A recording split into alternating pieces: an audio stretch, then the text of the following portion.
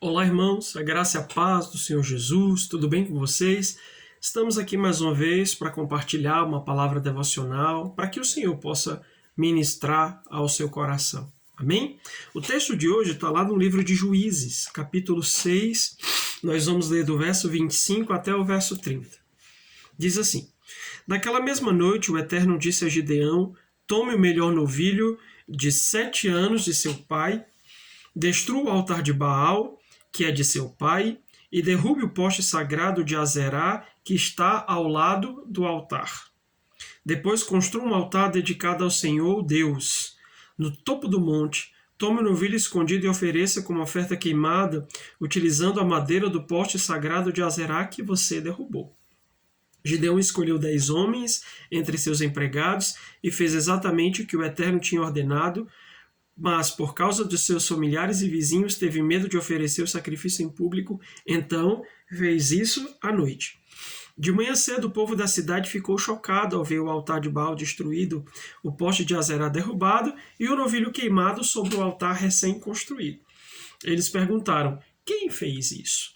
E continuaram perguntando até que veio a resposta: foi Gideão, filho de Joás.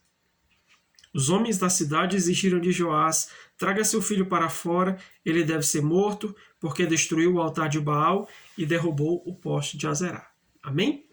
Amados, esse é um texto bem interessante, é um trechinho da história de Gideão, e é o trecho imediatamente depois, ao momento que ele descobre que está sendo convocado e chamado por Deus para livrar o seu povo das mãos e do domínio dos midianitas. Como você sabe, o livro de Juízes é um livro em que há um processo cíclico acontecendo com o povo de Israel. O povo está servindo a Deus e daqui a pouco eles entram na idolatria, cometem pecado, entram na depravação. O Senhor os entrega aos seus inimigos para que eles possam se voltar para Deus. Então eles se arrependem, Deus levanta um juiz que vai livrá-los e daqui a pouco o ciclo se repete. Nós temos pelo menos 12 juízes que são descritos aqui, que o livro conta as suas histórias. Mas eu quero falar sobre uma coisa bem interessante que nós temos nesse trecho.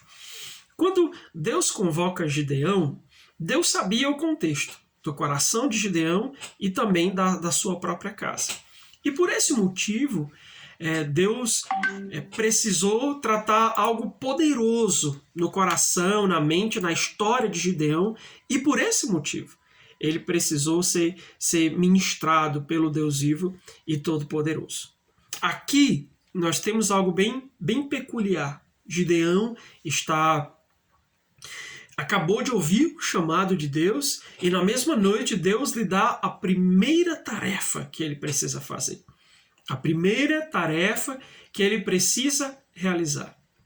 Amados, quando nós somos chamados para sermos sanadores do nosso clã, da nossa história, da nossa família, quando somos chamados para ser reformadores da fé da nossa família, então existe algumas tarefas que Deus vai nos dar paulatinamente para que possamos executar da melhor maneira aquilo que Ele tem proposto para nós.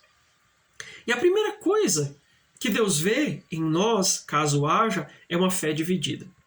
Você vai ver que quando Deus chama Gideão, dentro da sua casa, na sua família, sendo adorado por outros deuses, a sua casa está adorando outros deuses. E a gente vê que o altar era do pai de Gideão. Então, Deus deseja que nós possamos redimir a questão da idolatria na nossa casa. Então, pastor, você está me dizendo que eu tenho que fazer a mesma coisa que Gideão, ir lá e quebrar os altares que tem na minha casa, jogar as imagens fora? Não é isso que eu estou dizendo, até porque a idolatria é algo muito mais profundo do que aquilo que está sendo visto exteriormente. Ou seja, há uma fé dividida dentro das nossas casas, dentro do nosso coração.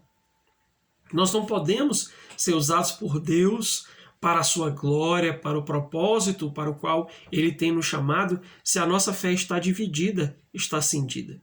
Então, o primeiro compromisso que temos que ter com o Senhor é de destruir a idolatria dentro do nosso coração. Aí você pode dizer, pastor, mas eu não venho de uma família idólatra, eu também não venho de uma família, pelo menos dos moldes tradicionais da idolatria. Mas o que eu quero trazer de maneira mais profunda é que há outras coisas que nós recebemos como legado de nossa casa e que talvez Deus deseja que nós nos livremos dessas coisas, possamos destruí-las completamente. Ou seja, há coisas que foram cultuadas, que foram vividas pela nossa família e que hoje talvez a gente esteja vivendo de uma maneira natural, sem perceber que essas coisas precisam ser destruídas. Como assim, pastor? A primeira pergunta é, há ídolos ainda sendo cultuados? Aí você pode dizer, não, pastor, não há ídolo nenhum sendo cultuado na minha vida, na minha família. Glória a Deus. Mas nós herdamos coisas da nossa família que podem não agradar a Deus. Como, por exemplo, costumes. Que costumes sua família entregou para você como herança, que você aprendeu ali na convivência do seu lar e que você hoje ainda tem e que são contrários à palavra de Deus? Que não estão corretos. Práticas, atitudes, palavras, coisas que nós dizemos, coisas que nós acreditamos, coisas que a gente insiste em praticar e que são radicalmente contra a verdade de Deus. Ou seja, são coisas que estão dentro do nosso lar, que talvez até estão sendo cultuadas e que nós não tomamos a decisão de jogá-las fora. Foi isso que Deus disse para Gideão. Gideão, se você quer tomar esse lugar de libertador de Israel, você primeiro precisa começar pela sua casa. E esse é o primeiro passo. Nós precisamos começar pela nossa casa, pelo nosso coração, pelo lugar em que a gente habita. Que outros altares estão erguidos, em que outros altares há sacrifícios contínuos na nossa casa. Não é sobre idolatria apenas, mas é sobre outras coisas que precisam ser derrubadas. Ou seja, é tempo de avaliação, de olhar para a sua casa, olhar, e isso não é olhar para o outro, mas olhar para você. Que coisas você ainda tem praticado? Que coisas estão no seu coração, na sua mente? Que palavras, às vezes, elas parecem tão inocentes ou elas parecem tão naturais de serem ditas? Porque na minha casa sempre foi assim. Que comportamentos nós temos que nos parecem ser comuns, porque veio da nossa cultura familiar. Então Deus estava convocando Gideão a dizer, Gideão, existem coisas que não são comuns, que não são naturais, que talvez estejam dentro da sua casa, que você tem cultuado, que a sua família tem cultuado, mas que é importante que você se desvencilhe disso, que você abandone, que você jogue fora todas essas coisas. E aí Deus diz para ele, erga um altar em sua casa, e é um altar novo. Essa é a parte importantíssima.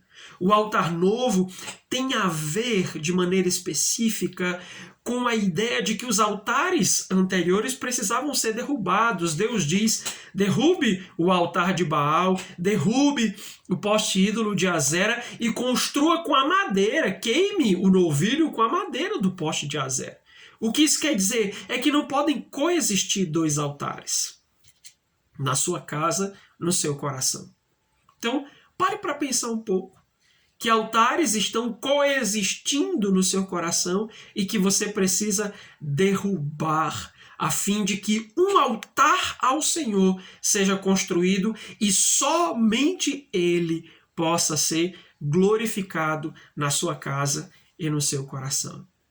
Então, meu amado, a reflexão é essa.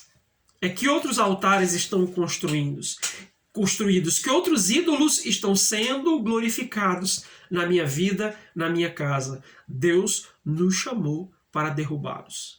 Deus nos chamou para jogá-los fora.